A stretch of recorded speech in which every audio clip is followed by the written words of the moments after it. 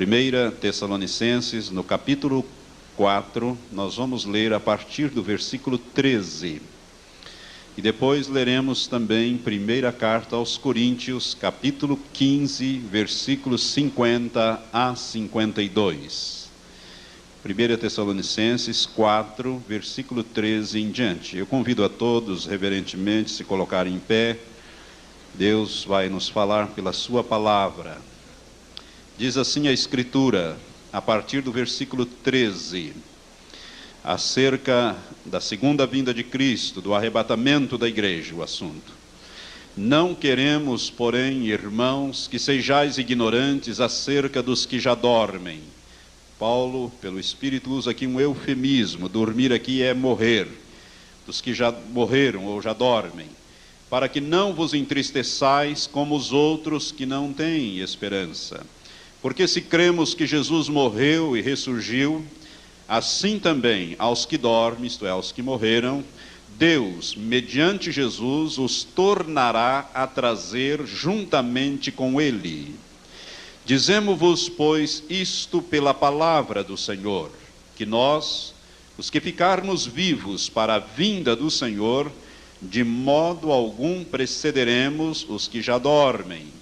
Porque o Senhor mesmo descerá do céu com grande brado, e ouvida a voz do arcanjo ao som da trombeta de Deus, e os que morreram em Cristo ressuscitarão primeiro. Depois nós, os que ficarmos vivos, seremos arrebatados juntamente com eles nas nuvens, ao encontro do Senhor nos ares. E assim estaremos para sempre com o Senhor. Portanto, consolai-vos uns aos outros com estas palavras. Amém? Agora 1 Coríntios, um pouco para trás, você vai achar a primeira carta do apóstolo Paulo aos Coríntios, capítulo 15, versículos 50 a 52. Trata deste mesmo assunto, o arrebatamento da igreja. Diz assim a Escritura: mas digo isto, irmãos, que carne e sangue não podem herdar o reino de Deus, nem a corrupção herda a incorrupção. Eis aqui vos digo um mistério. Nem todos dormiremos, isto é, nem todos morreremos, mas todos seremos transformados no momento, num abrir e fechar de olhos ao som da última trombeta.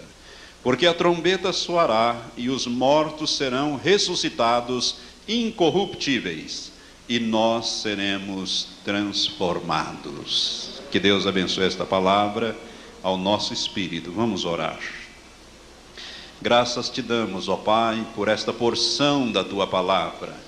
Graças te damos, Senhor, por estas escrituras inspiradas. Ó Deus, muito obrigado pela bendita esperança do arrebatamento dos santos. Maranata tem sido a nossa oração, e mais uma vez nós oramos: Maranata, vem, Senhor Jesus. Queremos, ó Pai, estar para sempre com o Senhor. Por isso abrevia estes dias, consuma a tua obra no meio dos anos finais. E, ó Senhor, venha para nos levar, nos tirar, nos arrebatar, nos transportar para o teu reino. Pai, muito obrigado por esta porção que vamos meditar. Abre agora o nosso entendimento. Abre agora, Senhor, os nossos olhos espirituais e também os ouvidos espirituais dos que ouvirão por estas fitas também, ó Pai. Faz, Senhor, uma obra gloriosa nesta igreja. Que esses que estão me ouvindo aqui pelo rádio, pelas fitas, nenhum, Senhor, seja deixado para trás no glorioso dia do arrebatamento da igreja. Ó Pai, mas que todos alcancem a estatura de varão perfeito, de corpo de Cristo, para que sejamos arrebatados juntamente com o Senhor nos ares, e assim estarmos para sempre com o Senhor.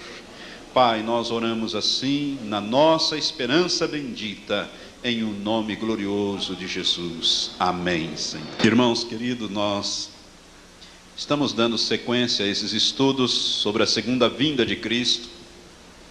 E dentro da segunda vinda de Cristo, eu creio que o assunto mais palpitante para aquele que já nasceu de novo é o arrebatamento da igreja. A nossa esperança é que Jesus venha muito breve.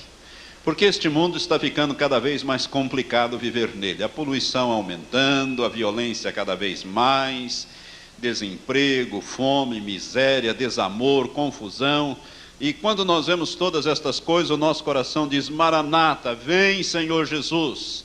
Ora vem Senhor Jesus. Maranata é uma expressão da língua bíblica, né, do aramaico, que significa: ora vem Senhor Jesus. Literalmente é: nosso Senhor, venha.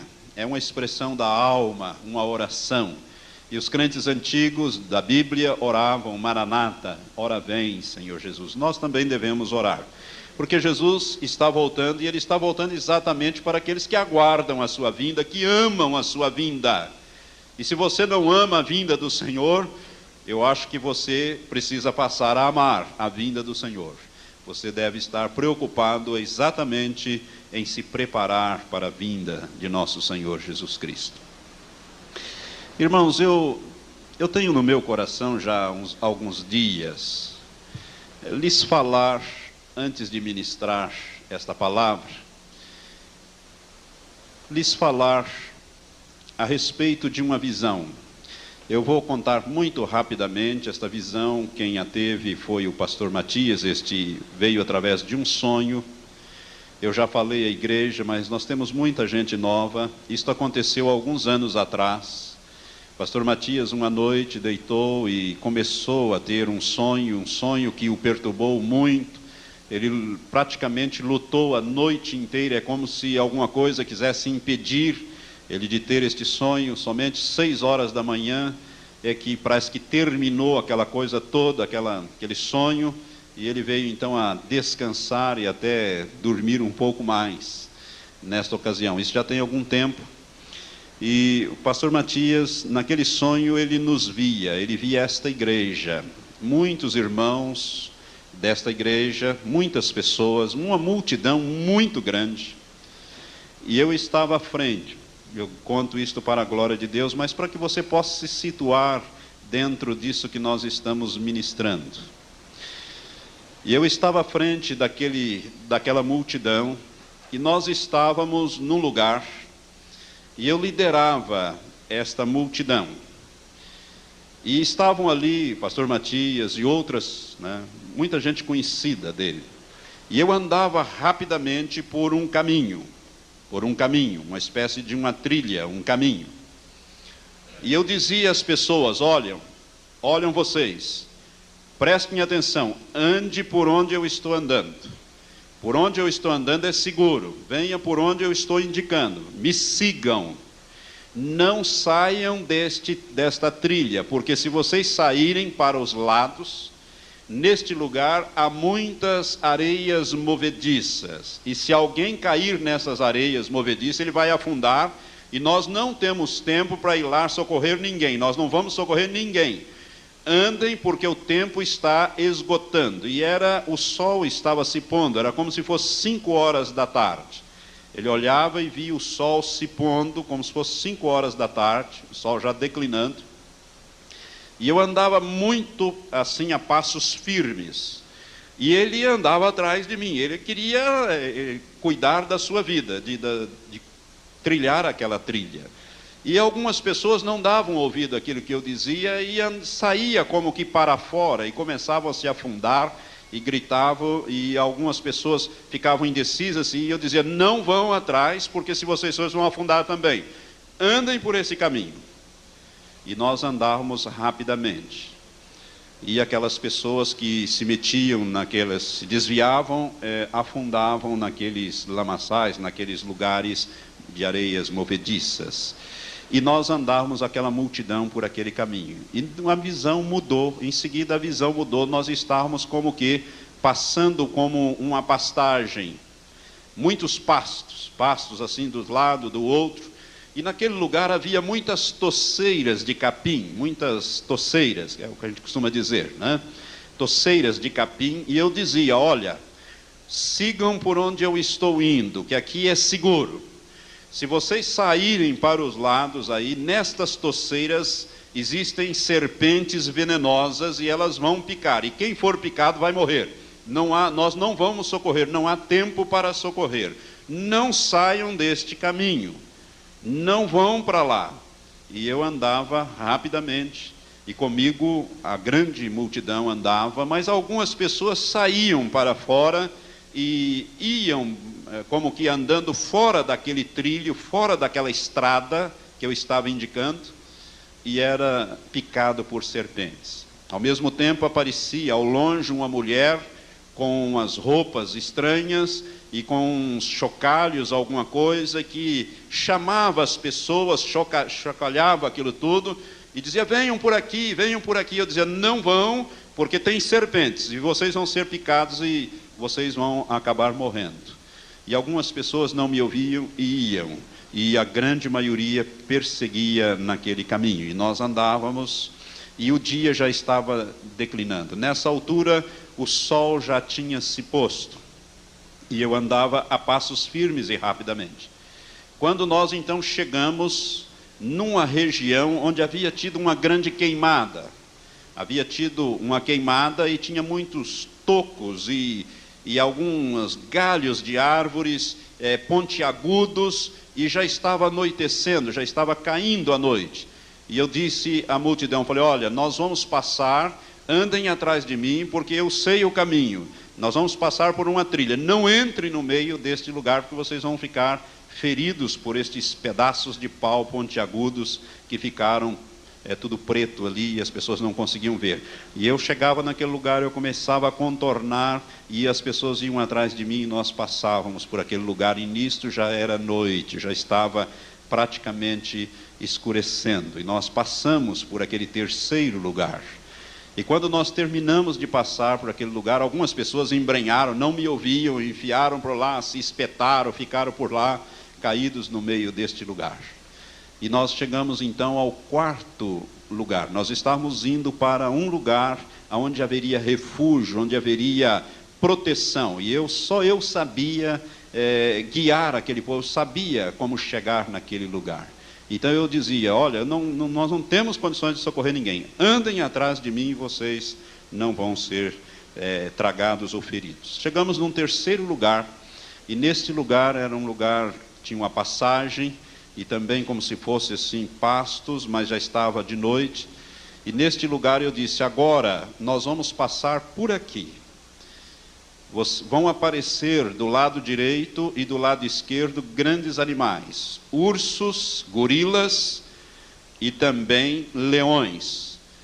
Mas se vocês andarem por onde eu estou andando nesta trilha, não precisam ter medos, porque eles não vão poder nos tocar. Mas se vocês saírem, vocês serão tocados. E de repente começava a aparecer enormes ursos, leões de um lado, urso e gorilas enormes que gritavam, urravam. E eu dizia, não tenham medo, apenas continue andando, me seguindo.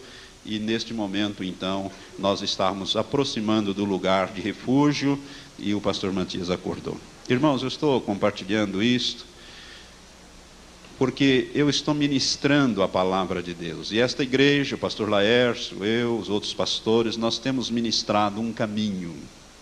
O caminho da salvação, que é através do novo nascimento, e da santificação, sem a qual ninguém verá o Senhor. Então eu gostaria que você levasse a palavra de Deus a sério, a palavra que tem sido pregada nesta igreja, ensinada nesta igreja, as direções que têm sido dadas.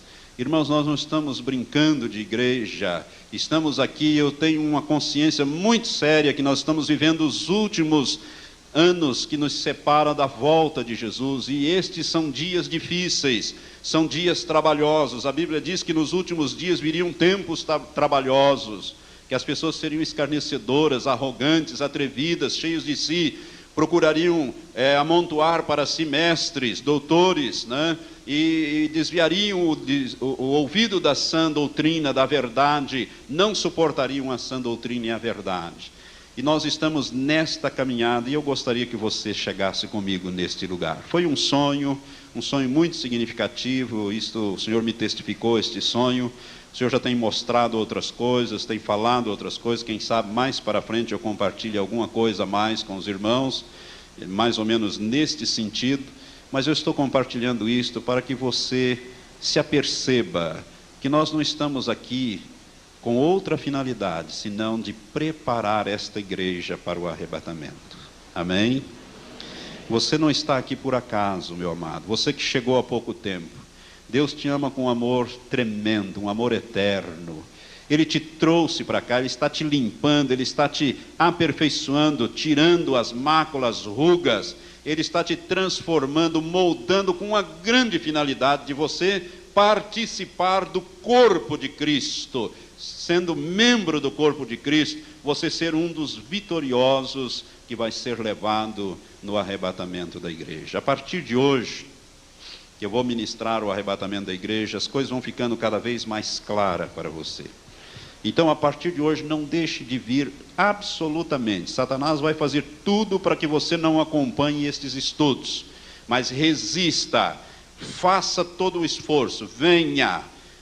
Muitas coisas podem acontecer para que você não receba esta palavra, mas não deixe de receber, irmãos. Lute, porque esta palavra vai fazer a diferença entre você ficar e você partir no dia que Cristo vier buscar a igreja. Amém? Então, com esta palavra, mais no sentido de confortar o coração dos irmãos, nós vamos começar hoje a falar do arrebatamento. Eu enfoco o arrebatamento da igreja em dois ângulos. O primeiro é o ângulo visto da terra para o céu. É esse que nós vamos começar a meditar hoje. Esses textos que nós examinamos aqui, nós vemos o arrebatamento daqui para lá, ou seja, da terra para o céu. E na sequência nós estaremos meditando do arrebatamento visto dos céus para a terra, de cima para baixo, que é um estudo glorioso da palavra de Deus que nós vamos dar a partir de agora. Então, veja bem, deixa a sua Bíblia aberta aí em 1 Tessalonicenses 4, que é o texto básico, como também 1 Coríntios, capítulo 15. Irmãos, Jesus disse que iria voltar. Jesus, quando ele celebrou a última ceia, no Evangelho de João, a partir do capítulo 14, 15, 16, 17, nós temos ali aquela íntima comunhão com Jesus, Jesus derramando o seu coração, dando as últimas instruções, falando da vinda do Espírito Santo, consolando os discípulos, dizendo que seria melhor que ele fosse, porque se ele não fosse, o Espírito Santo não viria, mas o Espírito Santo viria, os guiaria em toda a verdade, os ajudaria, revelaria as coisas vindouras, inclusive revelação profética.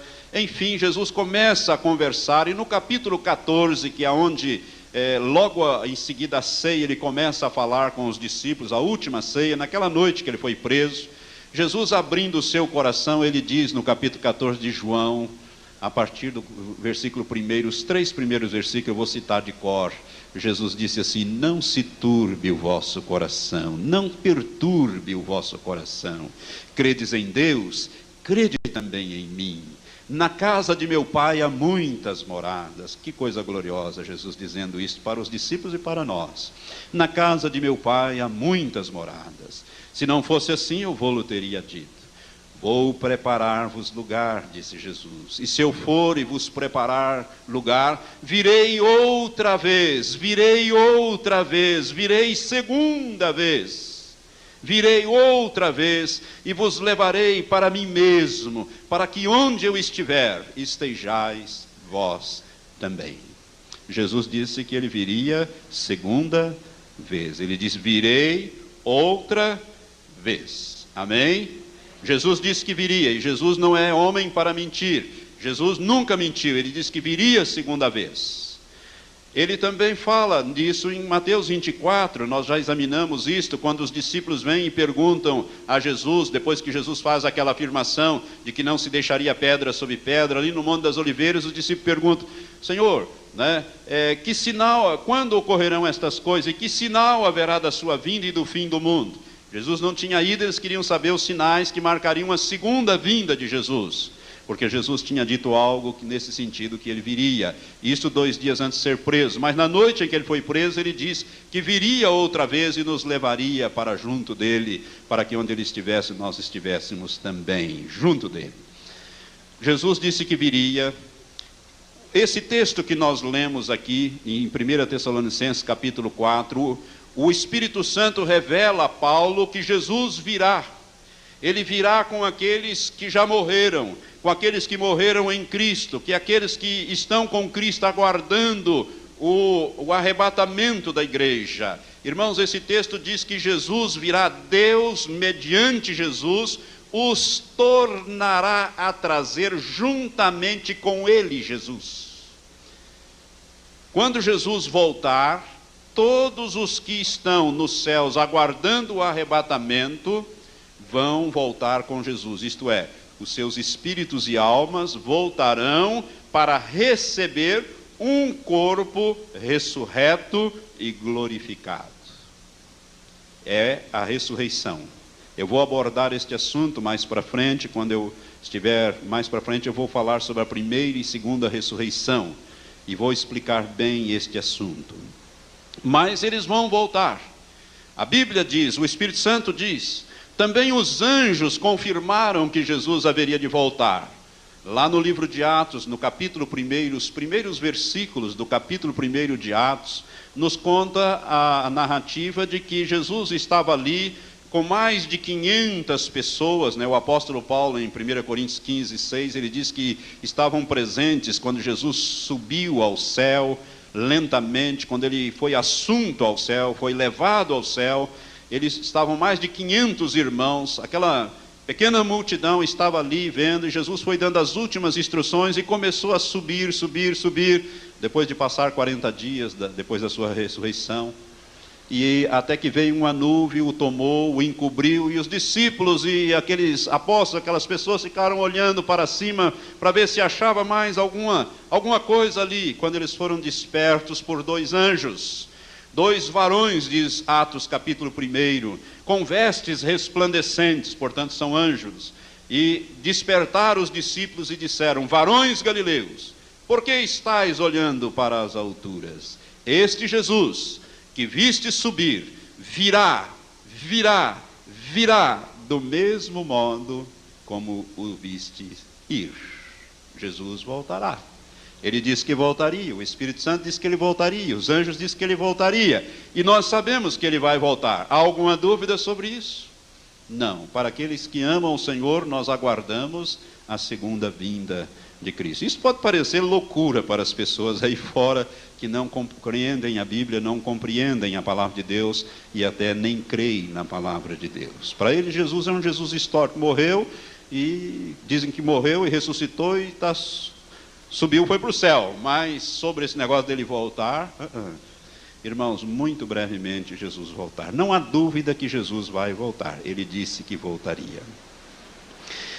O arrebatamento da igreja, a palavra arrebatamento, nós não encontramos na Bíblia a palavra arrebatamento, mas sim o tempo verbal arrebatar, conforme nós vemos aqui no versículo 17. Depois nós, os que ficarmos vivos, seremos arrebatados. E a palavra arrebatar, ou o verbo arrebatar, ou a palavra arrebatamento, significa arrancar com força ou violência, enlevar. Então o arrebatamento vai ser aquele momento glorioso em que Deus, mediante Jesus, vai arrancar a sua igreja com força deste mundo, como diz o pastor Laércio, desse mundo podre, sujo e corrompido, né, conforme ele costuma citar, e é verdade. E o Senhor então virá arrancar a sua igreja com força, com poder, né, ressuscitando os mortos, transformando os vivos e arrancando a sua igreja, arrebatando a sua igreja, enlevando a sua igreja, porque arrebatamento quer dizer enlevar. Então ele vai elevar ou enlevar a igreja, tirando-a deste caos, deste mundo, para que o diabo então possa assumir o controle deste mundo e levar este mundo a um alto nível de iniquidade, a um nível de colheita. Amados, arrebatamento então vai ser este momento. Jesus então virá. Esse texto nos diz assim, Paulo escrevendo pelo Espírito Santo, ele diz: irmãos, não queremos que sejais ignorantes acerca dos que dormem, os que já morreram, para que não vos entristeçais como os outros que não têm esperança. Porque se cremos que Jesus morreu e ressuscitou, assim também aos que dormem, Deus, mediante Jesus, os tornará a trazer juntamente com ele. Irmãos, as pessoas que dormiram em Cristo, que estavam preparadas para esse dia, vão voltar com o Senhor Jesus. E aqui nós queremos fazer a primeira diferença entre arrebatamento e segunda vinda de Cristo.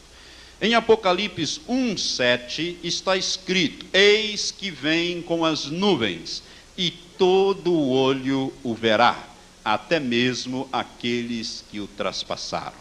Está escrito isto, referindo-se a Jesus. Então este versículo de Apocalipse 1:7 não se trata do arrebatamento. No arrebatamento, ninguém verá Jesus. Assim como quando Jesus subiu, irmãos, nenhum ímpio, nenhuma pessoa que não era nascido de novo, não era do Senhor, viu Jesus subir. Jesus subiu à vista dos seus discípulos, à vista da sua igreja que ele diz: ficai em Jerusalém até que do alto sejais revestidos de poder. E foram só menos de 120 lá dos mais de 500. Mas somente estes viram Jesus subindo lentamente. O mundo não viu. Os principais sacerdotes, os escribas, os fariseus, Pôncio Pilatos, os soldados, ninguém viu Jesus subir. A mesma coisa, quando Jesus voltar, as pessoas do mundo não verão a Jesus. Mesmo porque esse texto diz que Jesus não virá à terra no arrebatamento da igreja. Jesus virá e parará nos ares. Observe o versículo 17. Diz assim: depois nós, os que ficarmos vivos, seremos arrebatados juntamente com eles, os que ressuscitaram, nas nuvens, ao encontro do Senhor nos ares, e assim estaremos para sempre com o Senhor. Esta palavra ares aqui é o cosmos, é a estratosfera. Jesus virá e parará num determinado lugar, que nós não sabemos quanto. É nós que vamos subir e encontrar o Senhor nos ares. Jesus não virá à terra, ele não porá os seus pés na terra quando ele vier buscar a igreja. E quando nós falamos de arrebatamento da igreja, nós não estamos falando de denominações, de religiões. Não estamos falando da Igreja Batista Betel, não estamos falando da Igreja Metodista, Adventista, Presbiteriana, Católica, enfim, de nenhuma denominação. Nós estamos falando da Igreja do Senhor Jesus, que é formada por todos aqueles que nasceram de novo, que fizeram uma aliança com Deus no sangue de Cristo, e que estão vivendo uma vida preparada para este momento. Isto aí é o que é a igreja. A igreja é formada de salvos de todos os lugares que realmente nasceram de novo e estão preparados para este momento. Então Jesus virá nos ares, ele parará nos ares, ele não descerá à terra. Depois que ele arrebatar a igreja, aí então vai acontecer aquele período trágico que nós vamos ver mais para frente, chamado a Grande Tribulação. 3 anos e meio de grande tribulação, mas a igreja está fora. A igreja não passará pela grande tribulação, ela será tirada, aleluias, antes, não é? Mas depois então Jesus voltará com a igreja. Quando Jesus voltar com a igreja, vai se cumprir o que está escrito em Zacarias, capítulo 14. Zacarias é o penúltimo livro do Velho Testamento.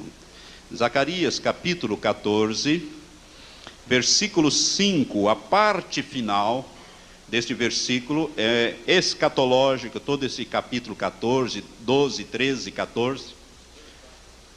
Versículo 5, a parte final, diz que: então virá o Senhor meu Deus e todos os santos com ele. Quando Jesus voltar, ele voltará com os santos, isto é, com a igreja. E nesta ocasião ele porá os seus pés no Monte das Oliveiras. Versículo 4, diz assim: naquele dia estarão os seus pés sobre o Monte das Oliveiras, que está defronte de Jerusalém para o oriente. E o Monte das Oliveiras será fendido, isto é, partido ao meio, do oriente para o ocidente, e haverá um vale muito grande. Irmãos, quando Jesus voltar e todo olho o verá, nesta ocasião ele voltará com a igreja. Ele virá antes para levar a igreja, arrebatar a igreja. 3 anos e meio antes, segundo o meu modo de entender a palavra profética. Alguns dizem que será 7 anos antes, mas eu vou provar para os irmãos na Bíblia que não será 7 anos antes, mas vai ser 3 anos e meio antes. Aleluia se for 7. Se eu estiver enganado, glória a Deus por isso. Melhor ainda, 3 anos e meio mais cedo. Mas como eu entendo que não estudo a palavra de Deus, estou indicando esse caminho, estou indicando esta verdade bíblica da maneira que a compreendo. Então quero dizer aos irmãos que Jesus voltará primeiro para buscar a igreja. É nesta ocasião é que vai haver o arrebatamento. O que vai acontecer no arrebatamento? O que vai acontecer, irmãos, vai ser um caos neste mundo. Este cântico que nós cantamos, e nem sei se vamos poder cantar hoje, o mercado está vazio. Este cântico, ele retrata exatamente o arrebatamento da igreja, depois do arrebatamento da igreja, né? Não sei porque alguns estão rindo aí, mas não sei, podemos cantar, pastor?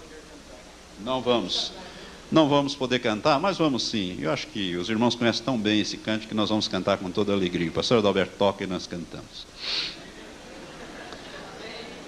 Amém, pastor Adalberto? Precisamos da sua ajuda. Irmãos, este cântico, ele retrata exatamente o que vai acontecer no arrebatamento, ou após o arrebatamento.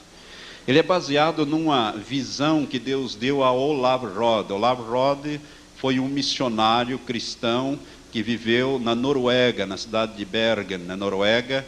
E em 1952, no dia 12 de dezembro, ele teve uma visão, uma quinta-feira, às 9 horas da manhã, quando ele estava orando com um irmão.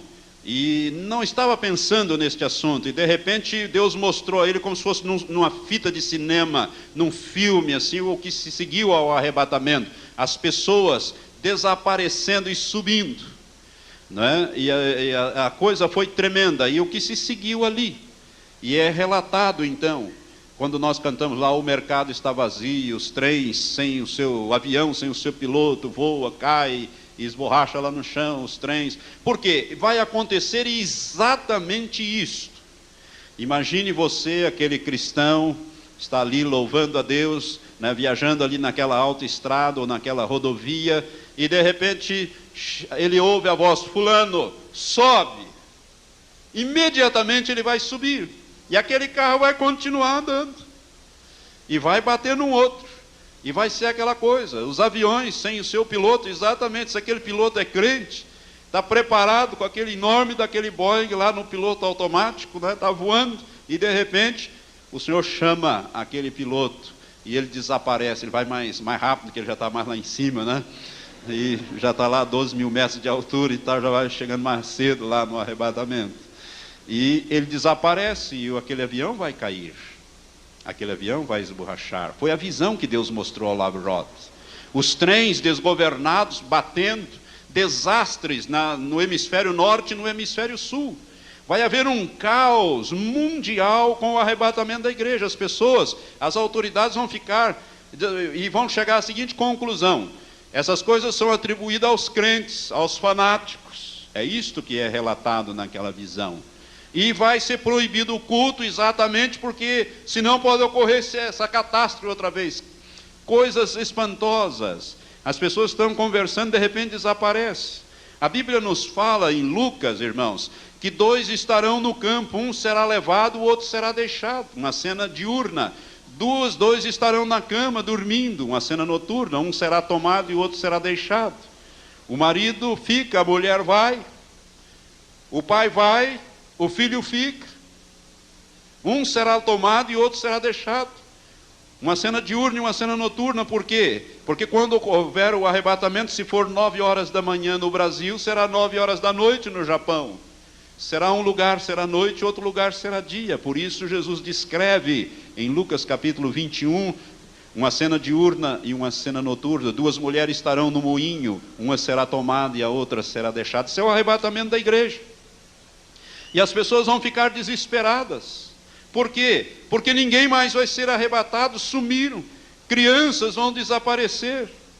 A confusão vai ficar generalizada na face da terra. Políticos, industriais, militares, donas de casas, né? Uns indo e outros ficando. Isto vai ser um caos total. As pessoas não vão ver, mas vão saber. Então estas fitas, nesta ocasião, vai ser de grande ajuda. Você que vai ficar aí para trás, você que ficou, né? Vamos colocar assim, você que já ficou, você vai ouvir essas fitas. Então preste atenção naquilo que nós vamos falar logo mais, quando falarmos da grande tribulação. As providências que você vai ter que tomar. Porque a partir daí ninguém mais será tomado, ninguém mais será arrebatado. Perdeu-se a oportunidade. E então, irmãos, o arrebatamento da igreja é descrito aqui. O Senhor mesmo descerá do céu com um grande brado. Deus vai dar uma ordem, Jesus vai dar um comando. Chegou a hora, fulano, suba. Chegou a hora, quando você ouvir o seu nome, Valtenir, suba. Como José tem muitos, vai ser um José bem individualizado, só você que vai ouvir aquela voz. Chegou a hora, suba. Imediatamente você será transformado num momento. A palavra no grego aqui é num átomo, num momento, num abrir e fechar de olhos. Os que estiverem vivos serão transformados. Primeiro os que morreram serão ressuscitados. Os que morreram ressuscitarão primeiro, diz a palavra. Deus os tornará a trazer juntamente com Cristo. O espírito e a alma daquele que morreu em Cristo vai descer e ele vai receber um corpo novo. Não mais um corpo mortal, não mais um corpo corruptível, deteriorável, mas um corpo semelhante ao corpo que Jesus tinha. É isso que está escrito na palavra. Volte um pouquinho, se você está em Tessalonicenses, deixe marcando aí, vai em Filipenses, volte algumas páginas. No capítulo 3 de Filipenses, versículo 20 e 21, nós lemos assim: mas a nossa pátria está nos céus, donde também aguardamos o Salvador, o Senhor Jesus Cristo, que transformará o corpo da nossa humilhação para ser conforme ao corpo da sua glória, segundo o seu eficaz poder de até sujeitar a si todas as coisas. Irmãos, nós estamos aguardando, né, da nossa pátria, o Salvador Jesus Cristo, que vai transformar o corpo da nossa humilhação. O que é corpo da nossa humilhação? Este corpo físico, este corpo deteriorável, esse corpo que fica doente, né, sofre calor, frio, essa confusão toda. E quando nós morremos, o que acontece com o nosso corpo? Ele se transforma, ele se corrompe, é a corrupção. E isso tudo vai acabar. Nós vamos receber não mais um corpo atômico, mas um corpo glorificado, semelhante ao corpo que Jesus tinha, para ser conforme, isto é, igual, conforme, de conformidade, igual àquele que Jesus ressuscitou com ele. Quando Jesus estava aqui, irmãos, ele tinha um corpo como nós, um corpo sujeito à dor, à doença, né? À enfermidade, enfim, à morte, a tudo isto. Mas quando Jesus ressuscitou, ele ressuscitou com um corpo glorificado. O seu corpo era um corpo visível, palpável, porque Jesus, quando apareceu no meio dos discípulos, estando as portas fechadas, ele disse: paz seja convosco. Os discípulos disseram: é um fantasma. Aí ele disse: veja, não sou um fantasma, olhe para mim, chegue aqui, aperte, veja que eu tenho carne e ossos. Não é verdade? E já pediu alguma coisa para comer, e deram para ele um favo de mel, né? E ele comeu um pedaço de mel, um favo de mel, comeu também um pedaço de peixe. É este corpo, mas ao mesmo tempo ele aparecia e desaparecia dos lugares. Não é mais um corpo sujeito ao tempo e ao espaço, mas um corpo glorificado, imortal, revestido da imortalidade. Este corpo é que Jesus virá trazer para aqueles que morreram. Os que morreram em Cristo ressuscitarão primeiro com este corpo incorruptível. E nós, que estivermos vivos, seremos revestidos de imortalidade. Nós não vamos morrer para depois ser ressuscitados. Nós vamos ser revestidos de imortalidade. Irmãos, a Bíblia fala que há um grupo de pessoas. Se você chegar e dizer isto por aí, fora, as pessoas vão achar que você está louco. Mas a Bíblia fala de uma multidão de pessoas que não provarão a morte física. É a última geração, a geração que será transformada no momento, num abrir e fechar de olhos, conforme 1 Coríntios 15, versículos 50 a 52. Ao som da última trombeta, que é a trombeta que convoca a igreja para o arrebatamento. Irmãos, eu creio que nós somos esta geração. E nós somos a última geração. Foi a primeira ministração que eu fiz aqui. Nós somos a última geração. E Jesus disse que essa geração que visse todas essas coisas não passaria sem que tudo se cumpra. E nós entendemos que somos esta última geração, portanto somos a geração do arrebatamento. Nós estamos esperando não é a morte, nós estamos esperando o arrebatamento. A nossa transformação do corpo da nossa humilhação para ser conforme o corpo da sua glória, para podermos subirmos e estarmos para sempre com o Senhor. Este dia glorioso se aproxima. E ele se dará conforme nós lemos aqui nesse texto de 1 Tessalonicenses. Diz o apóstolo Paulo, por revelação do Espírito Santo, no versículo 15: dizemos-vos, pois, isto pela palavra do Senhor, que nós, os que ficarmos vivos para a vinda do Senhor, de modo algum precederemos os que já morreram, os que já dormem. Porque o Senhor mesmo descerá do céu com um grande grito, e ouvida a voz do arcanjo. Eu mais para frente vou mostrar para os irmãos que arcanjo é este, e por que é que vai se ouvir a voz do arcanjo.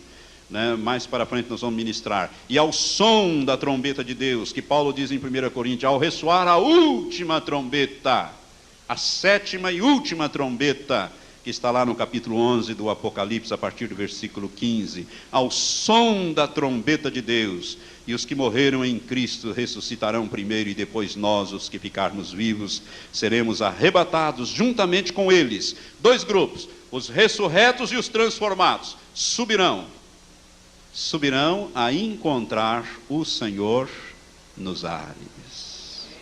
Se você nunca voou de avião, você vai ter uma experiência muito mais gloriosa do que voar de avião. Você vai ser levado pelo Senhor a encontrar o Senhor nos ares. Irmãos, nós vamos encontrar os nossos amigos.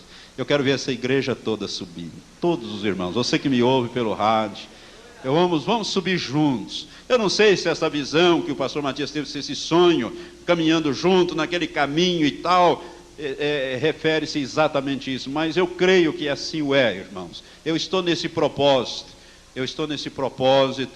de levar esta igreja cada vez mais perto do Senhor, através do processo de santificação, sem a qual ninguém verá o Senhor. E nós queremos ver o Senhor, não só ver o Senhor, nós queremos estar para sempre com o Senhor.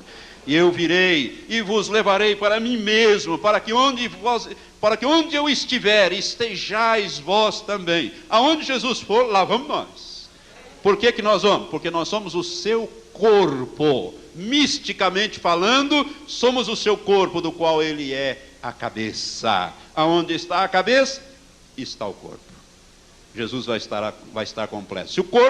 Se a cabeça está no trono, o corpo vai estar no trono. Se Jesus sai do trono e vai visitar alguma coisa no universo, lá vamos nós juntos. Aonde estiver a cabeça, nós vamos estar também, o corpo.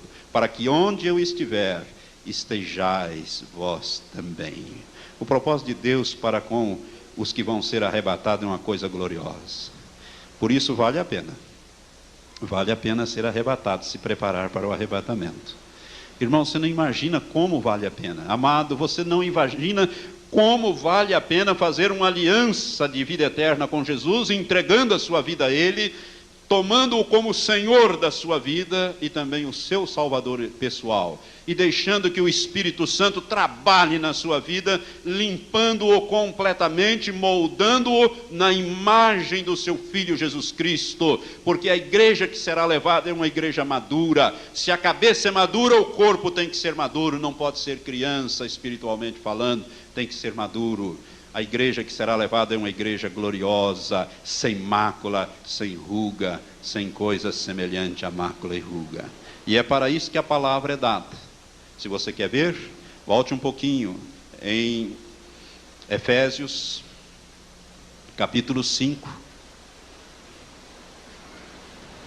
Efésios, capítulo 5, versículo 25, 26, que eu gostaria de ler, mas vou ler a parte final do 25, que diz assim: como também Cristo amou a igreja e a si mesmo se entregou por ela. O versículo 26 de Efésios 5 diz: a fim de a santificar, tendo-a purificado com a lavagem da água pela palavra. Eu quero dizer que Jesus está lavando, Deus está lavando, Jesus está lavando a sua igreja mediante a água da palavra. Por isso, irmãos, a palavra de Deus é fundamental para a nossa vida. Se a palavra de Deus não te lavar, nada te lava. Se não te transformar, nada te transforma. Se não te mudar, nada te muda.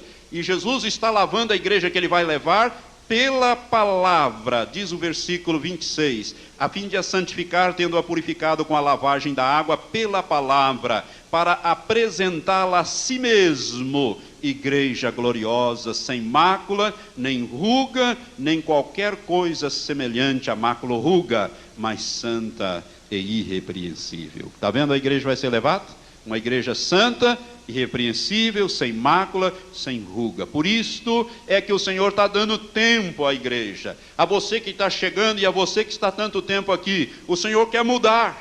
Irmãos, Deus está num propósito tremendo conosco. Ele quer mudar a nossa vida, limpando-nos, moldando-nos completamente, limpando toda a sujeira, tudo aquilo que Satanás tem lançado sobre nós, aquela sujeira, aquela maneira de pensar errada, de falar errada, de viver errado, de reagir errado, tudo aquilo que é mácula e ruga, coisa que nos impede de vermos e participarmos da santidade de Deus. Deus está limpando a igreja pela palavra. Por isso, quem resiste à palavra, resiste à ação do Espírito Santo na limpeza. Esse tal vai ter que ficar para trás, para ser limpo por uma outra maneira, através do chicote do anticristo. Você quer ficar para o chicote do anticristo? Glória a Deus que ninguém disse amém, né? Ninguém queira. Nós não queremos e nem precisamos. Deus está nos dando tempo. Esta igreja tem um alto privilégio de conhecer essa palavra e se preparar. Amém? Eu tenho que terminar, mas antes eu quero que você abra em Mateus 25 comigo. Jesus fala aqui, em Mateus 25, Mateus 24 e 25, Jesus fala do sermão profético, o último sermão que ele pregou. E no capítulo 25, Jesus conta 3 parábolas, a partir do final do 24 e o 25, ele conta 3 parábolas para ilustrar a necessidade de compromisso e preparação. E no capítulo 25, Jesus disse assim: então o reino do céu será semelhante a 10 virgens que, tomando as suas lâmpadas, saíram ao encontro do noivo. 5 delas eram insensatas ou loucas e 5 prudentes. Ora, as insensatas, tomando as lâmpadas, não levaram azeite consigo. As prudentes, porém, levaram azeite em suas vasilhas, juntamente com as lâmpadas. E tardando o noivo aqui é Jesus Cristo, cochilaram todas e dormiram. Mas à meia-noite ouviu-se um grito: eis o noivo, saí-lhe ao encontro. Então todas aquelas virgens se levantaram e prepararam as suas lâmpadas. E as insensatas disseram às prudentes: dá-nos do vosso azeite, porque as nossas lâmpadas estão se apagando. Mas as prudentes responderam: não, pois de certo não chegaria para nós e para vós. Ide antes aos que os vendem e comprai-o para vós.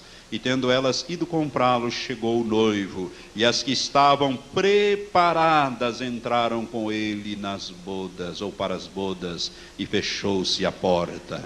Depois vieram também as outras virgens e disseram: Senhor, Senhor, abre-nos a porta. Ele, porém, respondeu: em verdade vos digo, não vos conheço. Vigiai, pois, porque não sabeis nem o dia, nem a hora. Irmãos, nós não devemos ficar presos a detalhes desta parábola, mas as 10 virgens aqui simbolizam a igreja na sua totalidade.